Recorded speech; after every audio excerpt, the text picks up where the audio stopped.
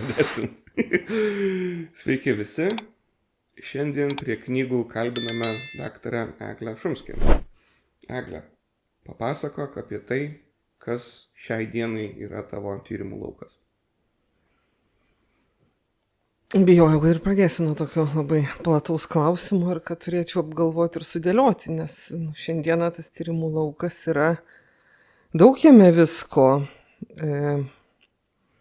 Tyrinėjau žmogaus teises Vilniaus mieste, pavyzdžiui, ir žiūrim į pažeidžiamas grupės ir kaip jie jaučiasi Vilniuje įvairiose sudėtingose pažeidžiamose situacijose.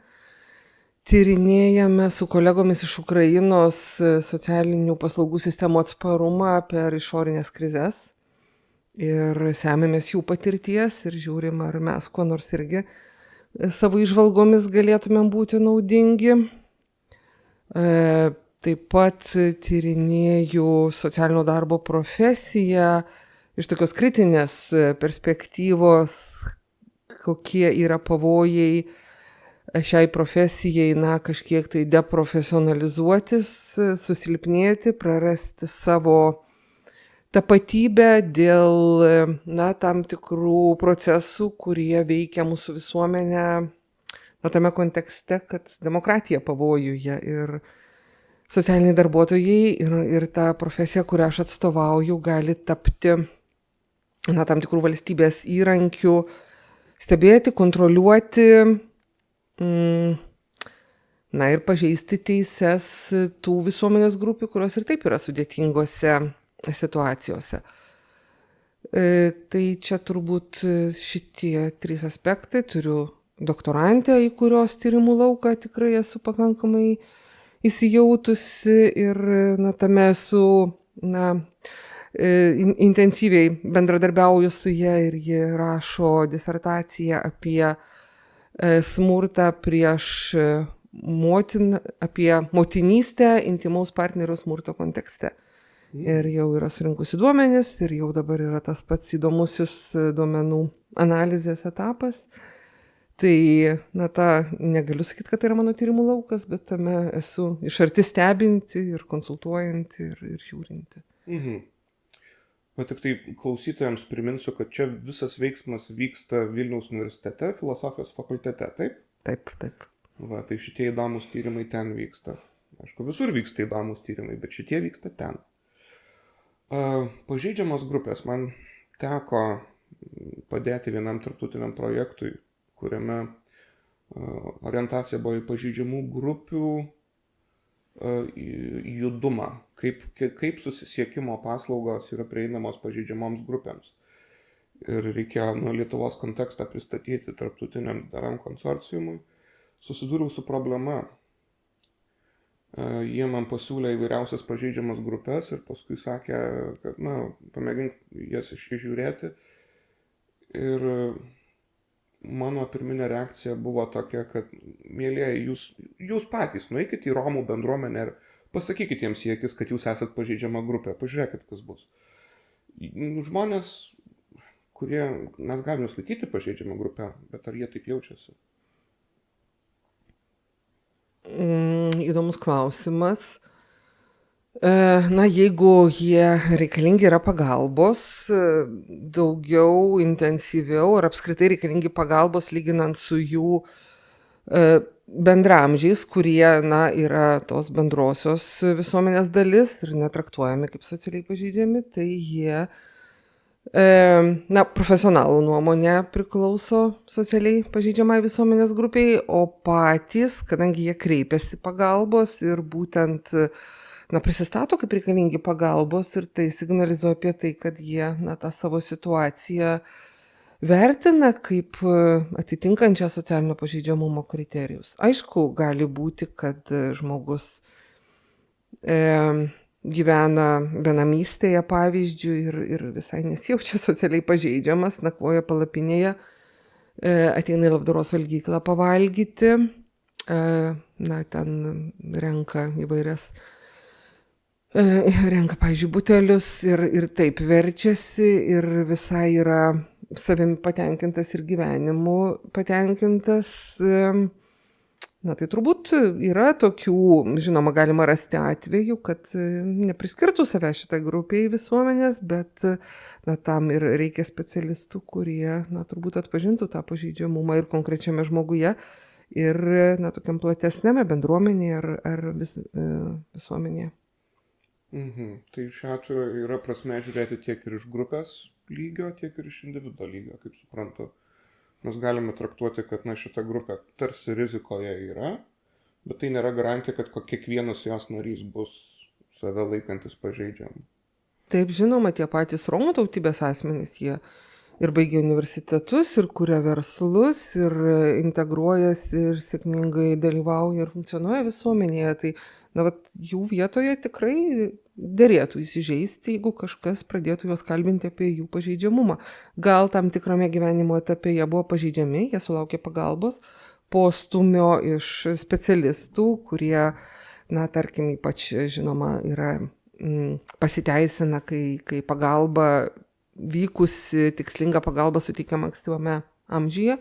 Ir, na, tarkime, Romų tautybės žmogus paskatinamas, sudaromos jam sąlygos, motyvacija mokytis gerai lankyti pamokas, siekti išsilavinimo, na, turėti tų tokių viena vertus ambicijų, kita vertus ir galimybių, kurių dažnai šita visuomenės grupė stokoja. Tai, na, va, tam tikrame gyvenimo epizode, tarkime, atlieptas ta socialinio pažeidžiamumo situacija gali lemti, kad paskui žmogus sėkmingai funkcionuos ir pamirš ir tai, kad reikėjo tam tikros pagalbos. Tai nu, toks ir yra tikslas, na, vat, to socialinio darbo profesijos, pavyzdžiui, kad jeigu kitur norima, kad patenkintas klientas vis grįžtų paslaugos ir pagalbos, tai čia yra geriausias dalykas pasaulyje, jeigu žmogui nebereikia pagalbos. Psichologam taip pat turbūt. Psichologam taip pat. Ja, jeigu žmogus sako, kad nebepasimatysim, tai gali reikšti arba labai gerai, arba labai blogai.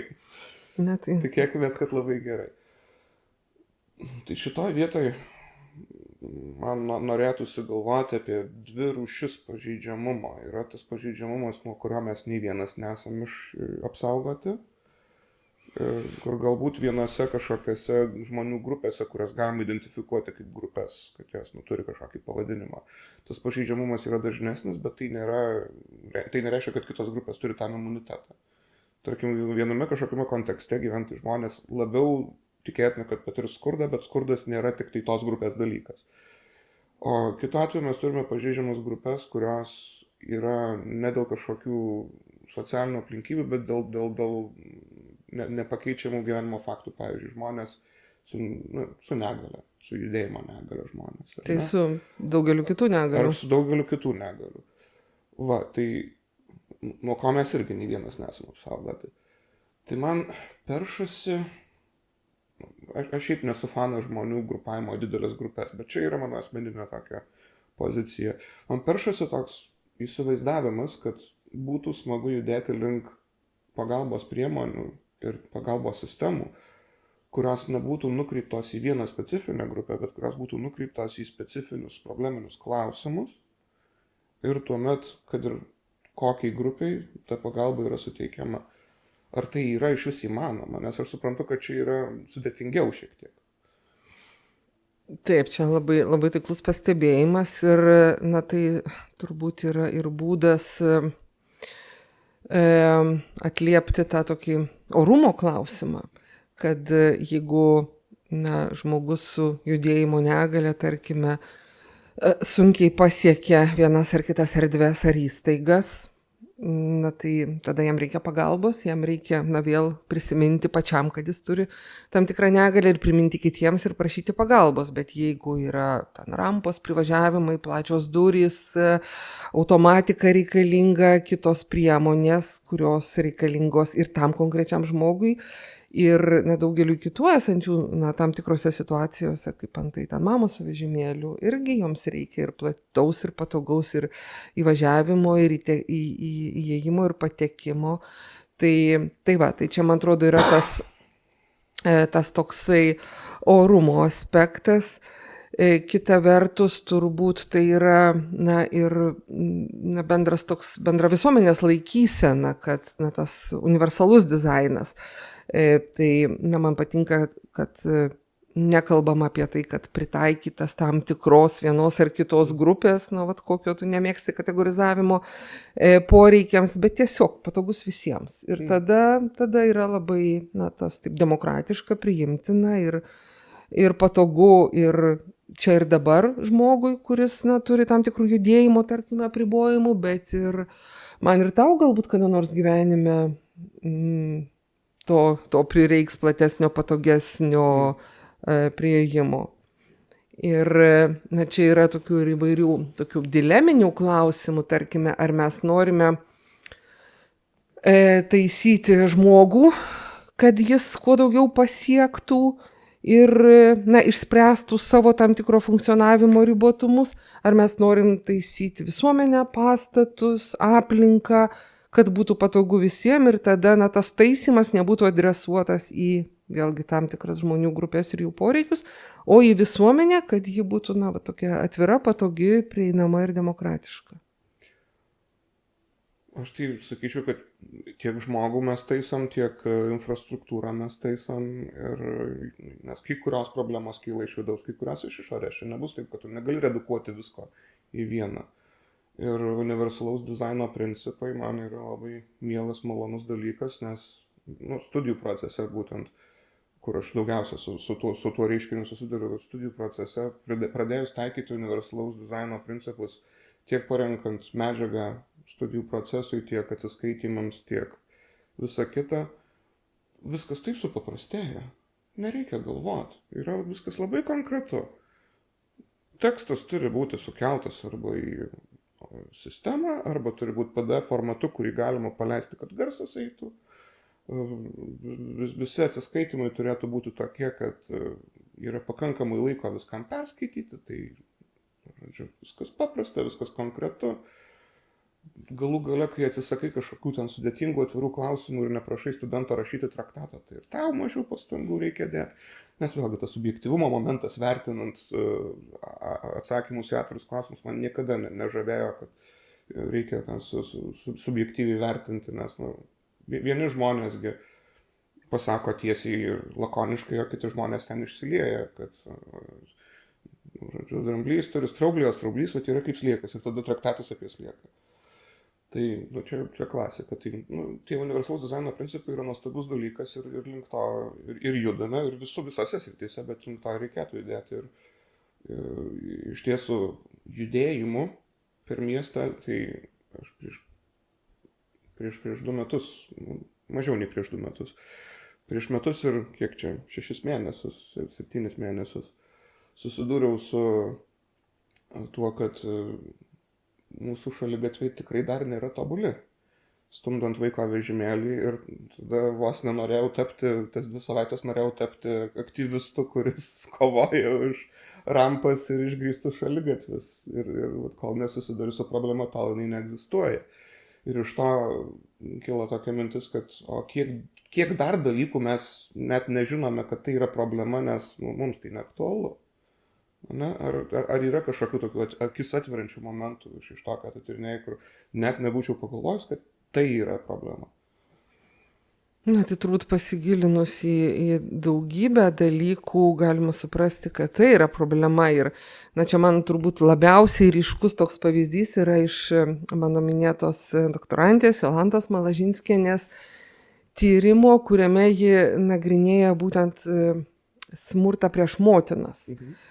Ir kuo daugiau su ja diskutuojam, kuo daugiau jinai duomenų surenka ir juos skaito, analizuoja, apgalvoja ir mes diskutuojame kartu, tuo labiau ryšku, kad smurtas prieš moteris yra milžiniška problema, kuri yra daug nagrinėjama, pripažinta, yra daugybė iniciatyvų, kuriuo aišku nepakanka, bet dėmesys yra būtent taip apibrėžtai problemai. Bet kai mes į šitą lygtį įvedame motinystę, įvedame vaikus ir moters patiriančios smurtą, na, tą pažeidžiamumą dėl to, kad ji turi, mažą vaiką, 2 mažus vaikus, laukiasi galbūt. Tai tas jos pažeidžiamumas jis auga kartais. Viena vertus, kita vertus ir smurtautojui, taip ciniškai kalbant, atsiveria naujos erdvės, kaip jis gali ekonomiškai, psichologiškai žaloti moterį, smurtauti prieš ją vien dėl to, kad ji, savo pasirinkimą, labai dažnu atveju, ieškoti pagalbos, šauktis pagalbos, vienaip ar kitaip elgtis konkrečioje smurto situacijoje, jinai pirmiausia tą atvejį vertins per savo vaikų saugumo prizmę, ne savo, ir tai reiškia tada, kad save vėl atitinkamai nuredukuos iki, ir dar padarys, taps dar labiau pažeidžiama. Tai kuo toliau gilinamės, tuo labiau suprantam, kad labai daugeliu atvejų smurto prieš moteris, tose diskusijose, reikėtų iš tikrųjų kreipti dėmesį į motinystės kontekstą, nes tai čia yra dar daugybė sluoksnių, pavyzdžiui, pagalbos specialistai ir jų požiūriai ir vyro pastangos, tarkime, manipuliuoti grasinimu, kad atims vaikus, tai negana to, kad moteris patiria smurtą iš savo sutuoktinio ar partnerio, bet dar ir yra jo tas grasinimas, kad tai atimsiu vaikus, ir tada dar jinai ir gali ir jų netekti, ir jinai tada žino, kad tie vaikai su vyru nebus saugus dėl to, kad jis linkęs smurtauti prieš ją, tai reiškia prieš artimus žmonės. Tai čia turbūt toks itin ryškus pavyzdys, kuris iš tikrųjų, ką mes žiūrime, tai yra labai mažai nagrinėtas ir manau, kad labai svarbu yra apie tai diskutuoti. Labai svarbu. Šiaip tyrimai apie smurtą artimoje aplinkoje man nėra naujas dalykas. Mano kolegos labai gausiai tuos dalykus gilinasi, bet motinystės veiksnio, tai tikrai, kad dar negirdėjau, kad būtų kabinama, ir čia yra čia atidaro visą naują skrynę visokių problemų, tu tarsi įkaitas esi savo namuose, nes, jeigu šiaip smurtauja prieš tave, tai pasiemi į lagaminą ir čia viso gero. O, taip, čia taip tokiu labai supaprastintų variantų, bet jeigu yra vaikai, tai o kur tu pabėgsi, o kur tu nueisi? Ir kaip tai atrodys, čia yra be galo sudėtinga, ir tada tu įkalintas sėdi namuose ir priversta kentėti. Čia jau, kadangi kliudom ir gilinamės, tai nėra taip, kad nėra kur kreiptis. Yra įvairių krizių centrų, pagalbos, bet neretu atveju motina yra dar ir prigąsdinta, kad neteks vaikų, jeigu ieškosi pagalbos. Tai, kad ir tai nėra be pagrindo, kad yra tokių atvejų, kad moteris, kurios patiria smurtą, ir dar vaikai yra iš jų paimami. Tai irgi jas kartais sustabdo nuo pagalbos ieškojimo, taip. O ką nors tokio mažiau depresiją keliančio dar tyrinėjai? Depresiją keliančio, taip. Tas tyrimas iš tikrųjų yra sunkus ir gilintis į tai nėra lengva, bet turbūt ir doktorantė veda tas toks būtinybė, kad apčiuopta yra problema, kuri neiškelta, ir tada tas turbūt jau toks mokslinis azartas, kad nors ir sunkios tos temos ir skaityti tuos interviu yra tikrai kelia depresiją, bet reikia tą daryti. Tai socialinio darbo lauke gal reiktų paieškoti. Gal įmanoma rasti, galima ieškoti sėkmės atvejų, pavyzdžiui, pasiekto ten to pokyčio, džiuginančio, ar, tarkime, kažkokio tai optimizmo, kai socialiniai darbuotojai kaip profesija demonstruoja lyderystę, ar ten tam tokiam individualiame lygmenyje, kovodami už savo kliento, paslaugų gavėjo teises ir pasipriešindami sistemai, pasipriešindami netinkamai kolegų praktikai, tai tiesiog yra tas toks išdidumas skaityti, girdėti, matyti, atpažinti, kad tokie dalykai vyksta. Tai čia galbūt vienas iš tų variantų, kai ta profesija demonstruoja tam tikrą lyderystę, nors reikia giliai kapstyti, kad surasti daugiau tokių atvejų ir tam tikrą simptomatiką, nes to yra tokios profesijai trūksta, tokio, nežinau, prestižo antpečių, kaip čia neseniai girdėjau, prisistatant visuomeniai, bendraujant su kitais, sąveikojant su kitais specialistais. Kodėl? Profesija, kaip visas kitas. Nėra garbingų, nėra negarbingų. Mes visi esame reikalingi. Tai žinoma, aš tikrai nesakiau apie negarbingumą nieko. Tai mano akise socialiniai darbuotojai turi visus reikiamus antpečius. Aš manau, kad jie daro šventą darbą. Bet, kalbant apie jų daromą šventą darbą, vis tiek pažįstu aš keletą tų socialinį darbą dirbančių žmonių. Ir jie man pasakoja istorijas, kad, dieve ne jie, bet jų kolegos iš lėto tampa tokiais ciniškais ir pradeda maždaug, čia ta pati situacija, čia tie žmonės jau tokie jau, čia net neverta bandyti, nes čia beviltiška. Aišku, paskui jie nusipurta ir pradeda normaliai darbuotis, bet tas sentimentas išlenda karts nuo karto, kad maždaug 100 kartų mačiau tokią situaciją ir iš to nieko gero nebus. Ar tyrimai tą rodo, ar ne? Taip, dabar konkrečiai procentų skaičių tyrimų nepavardinsiu, bet tai turbūt yra su daugeliu tų vadinamų pagalbą teikiančių helping professions, ar ne? Tai ir medikai, ir mokytojai, nežinau, dėl psichologų, socialiniai darbuotojai taip pat yra tas ir perdegimas, ir nuovargis, ir kartais, kai tų sėkmės atvejų stokojama, tai gali būti, kad toks yra nusivylimas ir kad pokytis yra nepasiekiamas, tai dėl to yra stengiamasi jiems organizuoti mokymus, supervizijas įvairias, tokias pagalbos formas, konsultacijas, kad jie kaip specialistai išliktų, tokie tvirti, pasitikintys savimi, aptartų atvejus, kai jiems yra sudėtinga, kai jie gal nemato prošvaisčių, ar ten tie atvejai kartojasi ir nieks nesikeičia. Tai, ir tas pats pripažinimas visuomeniais irgi yra toks sudėtingas aspektas. Viena mano studentė dabar rengia bakalauro darbą, jinai tyrinėja TV pagalbos laidas. Ir žiūri, kaip TV pagalboje yra vaizduojamas socialinis darbas, socialinis darbuotojas, profesija ši. Ir ten palinksniuoja, taip jau labai įvairiai.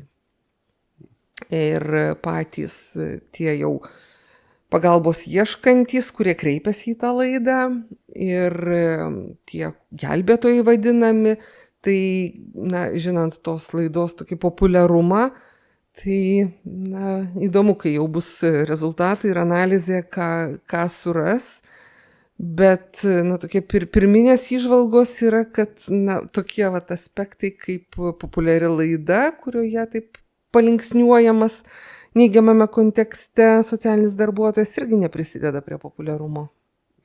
Man kelia nuostaba, kad apskritai egzistuoja tokia laida ir tokios laidos, nes man asociacijos iš karto su viduramžiais, kur koks nors kaimo keistuolis į vežimą įsodinamas ir vežamas per kaimą, kad visi pasijuoktų. Toks, tarsi... Aš nenorėčiau, kad iš kažkieno problemos ir sudėtingos situacijos būtų daroma pramoga, kažkaip man neskanu. Tuo labiau, kad tikrai, tai aš tik tai galiu paantrinti, kad man stebina, kad ta laida jau yra 20 keli sezonai ir kad jinai yra populiari, kad jinai rodoma yra 5 kartus per savaitę ir dar vyksta kartojimai. Man tai buvo nauja, taip, bet dabar aš, kadangi irgi esu arti šito vykdomo tyrimo ir mes daug diskutuojame su minėta studente, tai tie dalykai mane stebina, aš net pati porą laidų pasižiūrėjau, šiaip ne taip, ji žiūrėjo tol, kol surinko 100 atvejų savo tyrimui.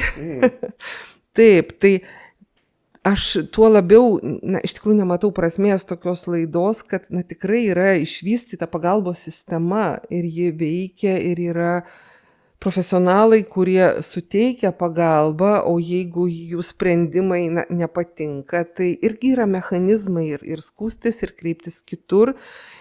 Ir be to nebūtinai tie sprendimai, jeigu jie nepatinka žmogui, kuris kreipiasi į tave pagalbą, nebūtinai jie yra netinkami ir neteisingi toje situacijoje. Bet šitoj vietoje reikia tokią paralelę tarp socialinio darbo, pedagogikos ir psichologijos. Tavo tikslas nėra, kad vaikas taptų genijumi, tavo tikslas nėra, kad žmogus išbristų iš skurdo ir taptų sveiku kažkuo, tavo tikslas nėra nuimti ranką visas emocinės problemas, tavo tikslas yra, naudojant tavo profesijoje efektyviausias priemonės, atlikti savo darbą geriausiai, kiek tavo kompetencija leidžia. Ir to yra gana, nes jeigu tu kiekvieną dieną statysi savo savivertę ant darbo rezultatų, tai prisiminkim, ne visi vaikai yra vienodai gabūs, ne visi žmonės vienodai motyvuoti išbristi iš socialinių problemų ir ne visos emocinės problemos yra kaip ranka nuimamos. Tai mūsų atsakomybė yra tiesiog dirbti teisingai ir nenustoti tikėti savo darbo prasme, o jau sėkmės atvejai dažni ar retesni, tebūnie. Svarbu, kad žinom, kad teisingai padarėm viską, ką galėjom.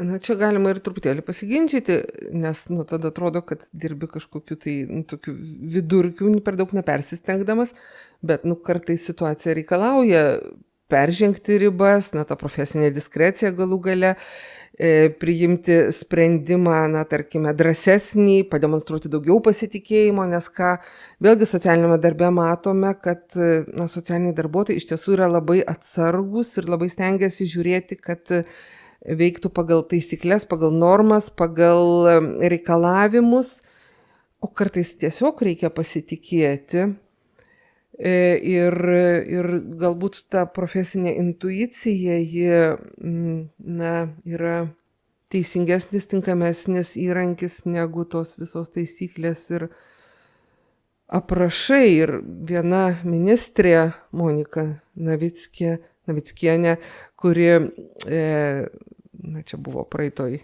kadencijoje, dalyvavo mūsų šventėj profesiniai ir ji kažką panašaus mūsų studentams ir pasakė, kad būkit drąsūs ir nebijokit pasitikėti savo intuiciją ir kartais tie sprendimai yra tas, ko reikia, o ne tas taisyklių rinkinys. Ir kai kuriais atvejais iš tikrųjų tai turbūt ir neretai ir generuoja būtent sėkmę tie atvejai, kai socialiniai darbuotojai padaro daugiau, pasitikė savo jėgomis ir demonstruoja pasitikėjimą paslaugų gavėjų, kad jis toje situacijoje gal pagal visas normas reikėtų elgtis, tarkime, atsargiau ir labiau apribotai, o šiek tiek plačiau praverti duris ir leisti iniciatyvą, bet iš tikrųjų tai visuomet yra tada rizikinga, tai apginti, jeigu visgi suklysta yra toje situacijoje. Didelės rizikos, didelio apdovanojimo strategija. Aš manau, kad šita strategija atsiranda tuo met, kai atsiranda profesinis meistriškumas, kai jau gali pastebėti tuos neakivaizdžius dalykus savo profesinėje veikloje, kaip pedagogas, kaip psichologas, kaip socialinis darbuotojas, pastebėti tuos momentus, kur tu matai, kad čia įmanoma. Ir tada dedi tą ekstra žingsnį. Nes tikriausiai ne kiekvienas atvejis yra su 110% entuzijazmo. Yra 100% ir 110%, kur tu papildomai pasistengi. Tai ne kiekvienas atvejis yra tas, kur tu maksimaliai dėsi pastangas. Turiu menį virš to, kas yra iš tavęs reikalaujama.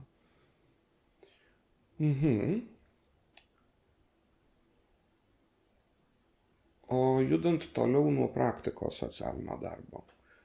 Bet jeigu reikėtų išspręsti dvi, ne vieną ir ne tris, bet dvi problemas visuomenės Vilniuje šiandien ir socialinio darbo perspektyvos, kokios būtų tos dvi problemos, kurias išspręstum?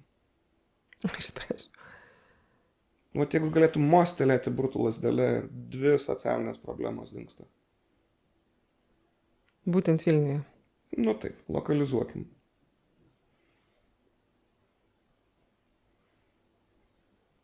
Nu, labai, žinok, slidus klausimas. Paminėsiu vieną, nepaminėsiu kito. Tai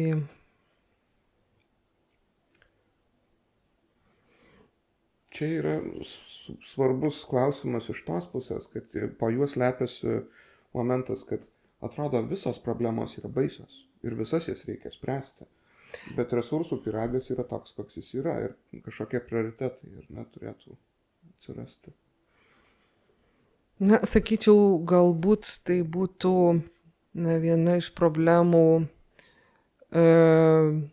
sunki negalia, tai gali būti įgimta, gali būti tiesiog, arba ta tokia nuolatinės slaugos, globos, priežiūros reikalingi asmenys ir ta sistema. Ir čia toks irgi dvigubas yra sluoksnis. Viena vertus, tas poreikis atsiranda jau, tarkim, gilioje senatvėje, kai dėl įvairių fizinės, psichinės sveikatos aplinkybių, demencijos, Alzheimerio, Parkinsono ir panašiai žmogus reikalingas nuolatinės globos, pagalbos ir priežiūros ir tada artimieji tokie pasimetę ir nežino, kur kreiptis, supranta, kad turbūt yra ir informacijos yra savivaldybės svetainėje, yra ir lankstinukų, ir pati sistema yra, bet sistema tokia sproginėjanti, perkrauta ir nėra taip paprasta gauti vietą ten, kur norėtų artimieji, gauti vietą ten, kur būtų patogu, tinkama gyventi pačiam žmogui, apie kurio globą, slaugą ar tokia nuolatinė priežiūra yra klausimas. Tai čia yra tas toks pagyvenusio amžiaus žmonių poreikis, nes senstanti visuomenė, ta visa demografija, bet to Vilnius apskritai yra labai sparčiai augantis miestas ir tiesiog gyventojų gausėja ir toj demografijoje didelė dalis yra pagyvenę žmonės, kurie sulaukia tam tikro amžiaus ir yra reikalingi tos pagalbos. Taip pat mano minėta ta sunki negalia, kuri kompleksinė, tarkim, negalia, fizinė, psichinė negalia, sensorinė, įvairūs sudėtingi deriniai, kai tokiuose lengvesnėse negalios formose tai tikrai yra ir dienos centrų, ir darbinimo galimybių, ir užimtumo, ir paslaugų, ir įvairių dienos centrų ir panašiai, kad žmogus su lengva vidutinė negalia galėtų prasmingai leisti savo dienas. Bet jeigu kalbam apie sunkią kompleksinę, tai tada tai yra labai didelė dalimi šeimos rūpestis. Yra centrų, yra specialistų, yra ten įvairių pagalbos formų, bet finale visa ta vadyba, atsakomybė, rūpestis, jis priklauso artimiesiam. Tai dažniausiai mamos, tėčiai, šeimos, tie jau tokie patys artimiausi. Tai sakyčiau, tai būtų tos dvi socialinės problemos, kurios sudėtingos ir aktualios. Viena tokia, kaip ir pripažįstama yra dėl tos demografijos ir pagyvenusių žmonių ir tikrai yra sistema ir yra būdai gauti paslaugas ir socialiniai darbuotojai pakonsultuoja, bet tiesiog pasirinkimo galimybių yra didelės eilės ir šitą yra sudėtinga spręsti, o negalia tai yra tas dar atsineštas iš sovietmečio toks, ir tokia ir stigma ir ta neišvystyta sistema. Tai yra, tarkim, pavienių tėvų iniciatyvos būtent auginančius sunkią negalią turinčius suaugusius jau vaikus, įkurti ten tokio savarankiško gyvenimo namai, bet tėvų ir iniciatyva ir didelė dalimi finansiniais resursais pastatytas namas, įrengtas, samdomi specialistai, ten savivaldybė kažkiek tai dalyvauja ir prisiima atsakomybės, bet tai buvo šeimos narių didelė kova, kad tai įvyktų. Tai nėra įprastas modelis, bet galbūt dėka šios iniciatyvos Nepatogus, tokia yra iniciatyva, su tokiu pavadinimu, irgi tokiu sukeliančių minčių, taip, provokuojančių. Ir galbūt jų dėka tokios įstaigos rasis jau daugiau ir Vilniuje, ir kitur Lietuvoje. Taip, bet čia šiaip sėkmės istorija, privačia iniciatyva sukurti modelį, kuris yra kaip alternatyva ir veikia. Tai čia yra gražu žiūrėti, kad nereikėjo, kad kažkas iš viršaus pasiūlytų, paėmė ir padarė. Dabar, kad tai yra sunku ir kad tai yra daug laiko ir pastangų reikalaujantis dalykas, niekas nebejoja, bet lietuviai yra dosnūs žmonės ir aš manau, kad privati kažkokia organizacija laisvai gali privačią labdarą priimti ir funkcionuoti. Mes matome, kaip lietuviai noriai duoda labdarą iš tiesų. Nu, bet tai yra problema. Tai yra problema. Nu, kokia? Tai tą labdarą reikia ieškoti, iš kur jie gaudo. Ne, problema yra kita, kad reikia labdaros. Turi sistema veikti taip, kad labdaros nereikėtų. Nu, jeigu sistema veikia taip, kad labdaros nereikėtų, reiškia, mes visi už tą labdarą susimokame. Jeigu taip, tai yra valstybinė sistema. Nes jeigu labdara, tai yra tas hierarchinis santykis. Aš esu geras, šiandien prieš Kalėdas labai dosniai nusiteikęs, tai paaukosiu. Bet po mėnesio bus tas koks ten Monday sausio pabaigoje, kai bus nyki nuotaika, tai kodėl aš turėčiau padėti. O sistema yra tas, kas veikia nepriklausomai nuo nuotaikos, nuo politinės valdžios, nuo krizių, krizės aišku, kad paveikia ir valdžia paveikia, bet sistema yra inertiškesnė negu labdara ir ji yra tas, kas grindžiama teisė, o ne tokiu dosnumu, kuris dalykas slidus. Čia sutarkime, nesutarti, nes mano vertybės mane skatina judėti link iniciatyvų, kurios yra privačios ir privačia labdara grindžiamas ir man nėra baisesnių žodžių, negu aš esu iš valdžios ir atėjau pagelbėti, kaip Reiganas yra sakęs. Tai, bet čia yra vertybiniai momentai ir tikrai nuomonė kaip šiknaskylė, visi turi po vieną, nebūtina jas rodyti. Tai aš irgi susilaikysiu ir nesiginčysiu. Bet jau pasiginčiau. Mes įvardėjom pozicijas, bet ginčytis nebūtina. Tada man dar smalsu yra... Tu sakai, su benamiais tyrimą darai. Taip, skaičiavom benamius Vilniuje. Baisiai įdomiai man skambėjo tas, kai anksčiau pasakai apie tą tyrimą. Labai noriu, kad pasidalintum ir su klausytojais. Tai čia su kolega iš irgi socialinio darbo katedros, Miroslavu Seniučiu, dalyvavom tarptautinėme projekte, kuriame 21 berods ES šalyje, 35 miestuose, įskaitant ir Klaipėdą, ne tik tai Vilnių, buvo vykdoma iniciatyva orientaciškai rugsėjo spalio, labiau spalio mėnesį, tiesiog eiti į gatves, į žinomas benamių susibūrimo vietas, tai ten įvairios labdaros valgyklos, tarkime, ar ten punktai, ar nakvynės namai, ar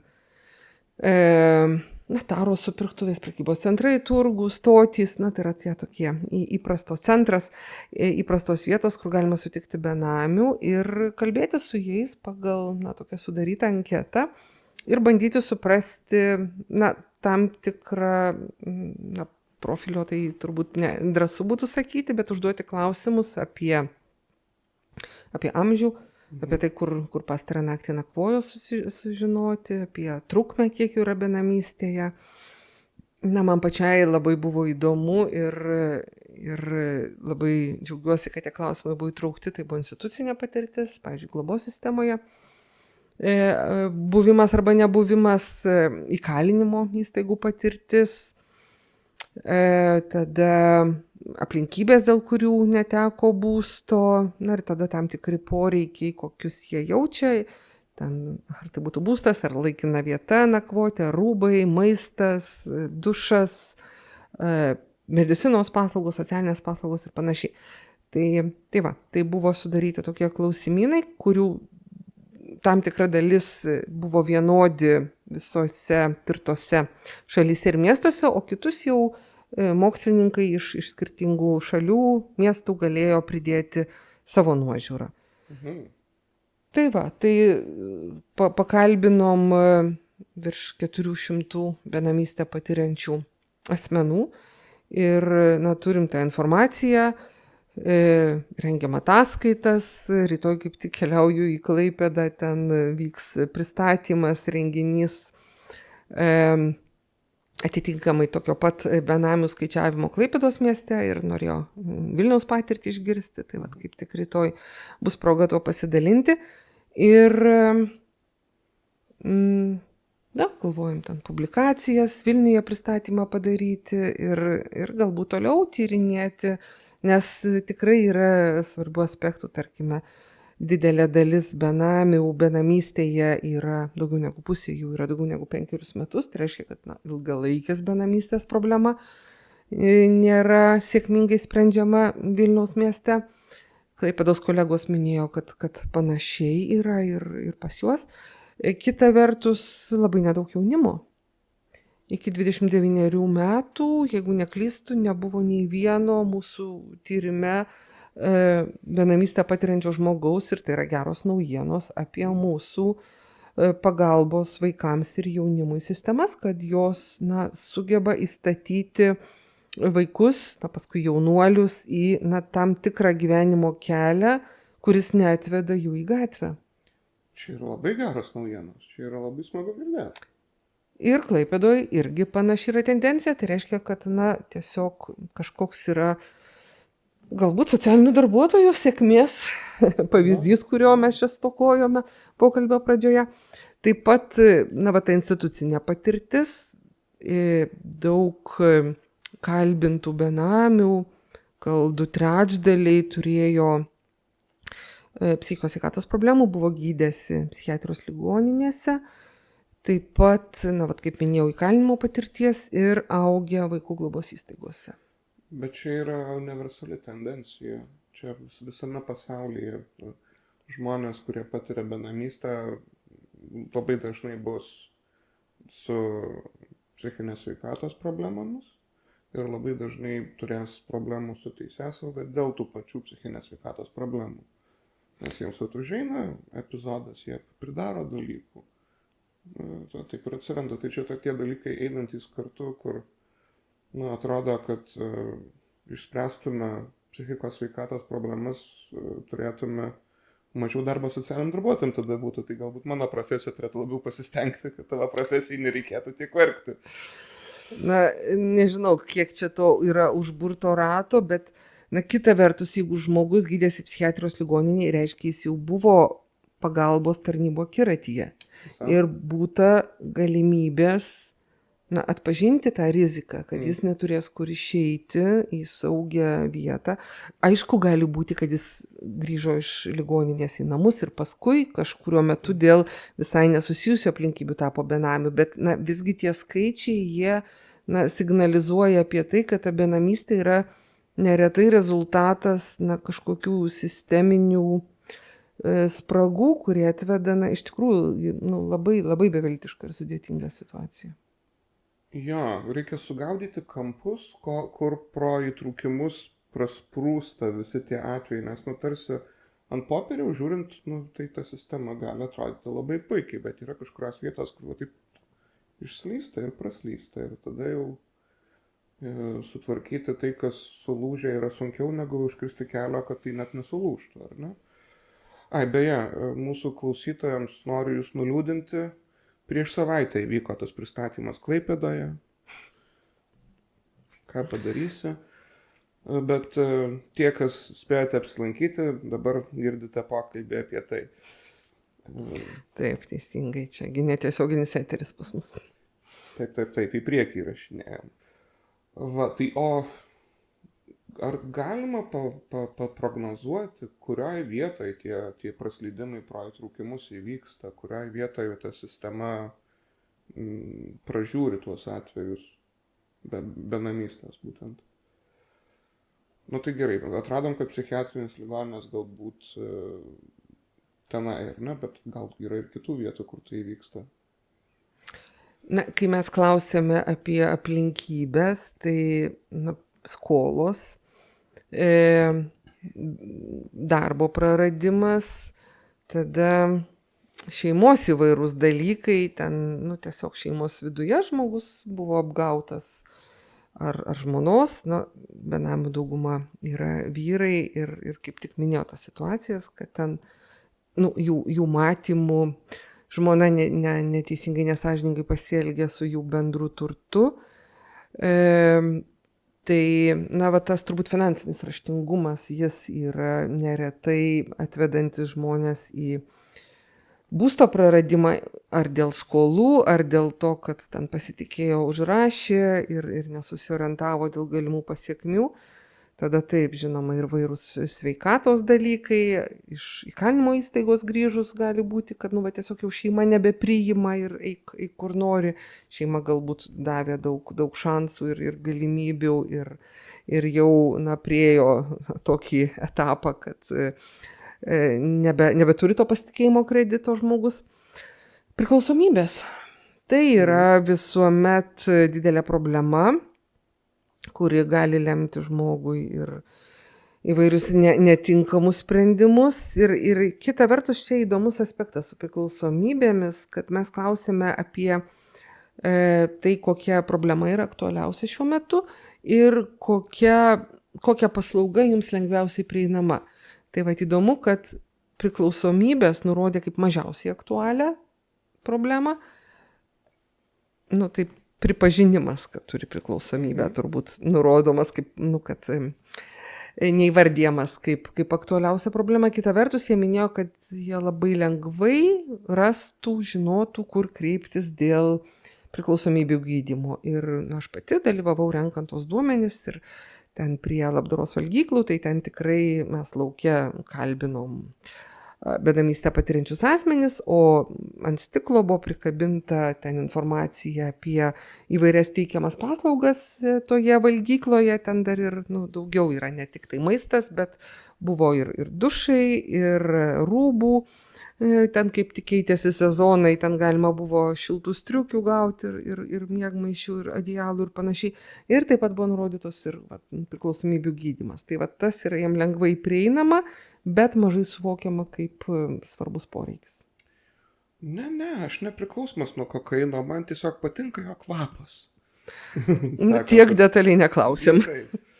Bet jo, žmonės, tai patirintys priklausomybę žmonės, jie nelabai bus linkę pripažinti, kad yra problema, jiems tai yra sprendimas, jiems yra smagu, jiems tai yra laisvalaikis. Kai tu nieko neturi daugiau, tai tau šitas pabėgimas nuo tikrovės gali atrodyti labai patraukliai. Sakė. Sako, o tai kaip aš kitaip, jeigu nevartočiau. Jo. Nes, tai bent jau kiek ten, bent 4 valandom išsprendžia tavo visas problemas.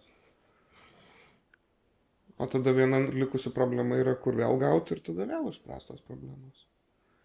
Taip subjektyviai iš tos hedonistinės drąsaus naujo pasaulio perspektyvą žiūrint. Tada kitas klausimas, tai galbūt mums nereikėtų judėti su vakarais ir su laikais ir kalbėti apie narkotikų legalizavimą, galbūt yra neišmintinga. Ar kaip? Ar čia nesusiję?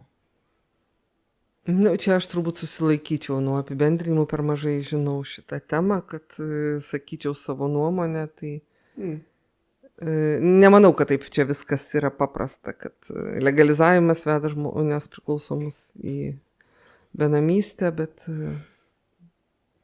Gerai. O tuomet,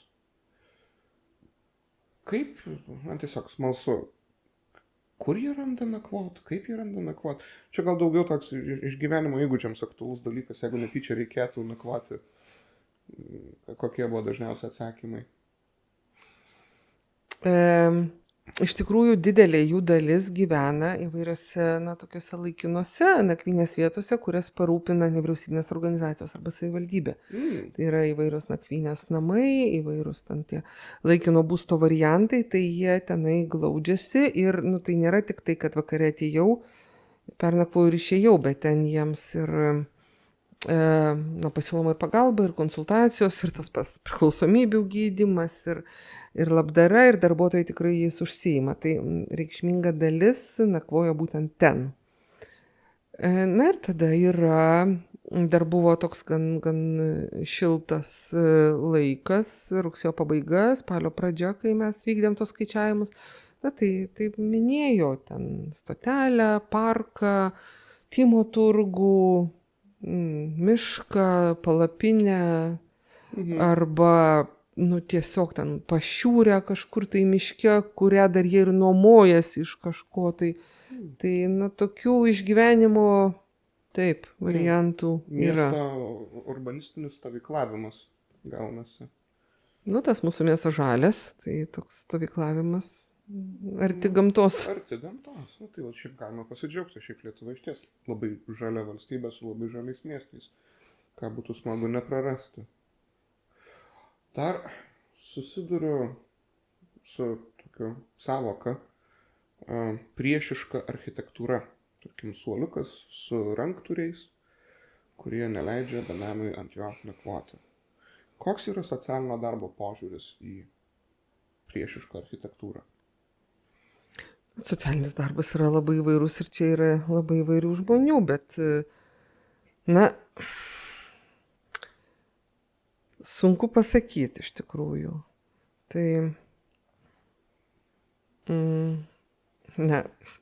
ar labiau reiktų ginti žmogaus teisę nakvoti ant to suoliuko, kur jam atrodo tikslinga ir patogu, ar tai išbaidys miesto turistus ir šiaip mokesčių mokėtojus dorus. Tai čia ir yra ta didžioji dilema, kieno interesas ima viršų, ar savininko, ar to, kuris epizodiškai naudojasi. Ir kadangi yra ta galios asimetrija, tai čia praktiškai galima prognozuoti, kurią poziciją žmogus palaikys pagal žmogaus politinius įsitikinimus dažną kartą. Kita vertus, aš čia turbūt galėčiau išvengti to tiesioginio atsakymo, teigdama, kad kaip iš socialinio darbo perspektyvos turbūt reiktų dėti pastangas, kad žmogus apskritai nesižvalgytų, ant kurio čia jam suoliuko įmanoma pernakvoti, ant kurio ne. Čia iš ties tikriausiai ir yra geriausias sprendimas, kad net nekiltų ta dilema, ar tie ranktūriai yra geras ar blogas dalykas. Tai šią linksmą natą. Dėkui tau už pokalbį ir sakau iki mūsų klausytojams ir žiūrovams. Ačiū, Mykolai, viso.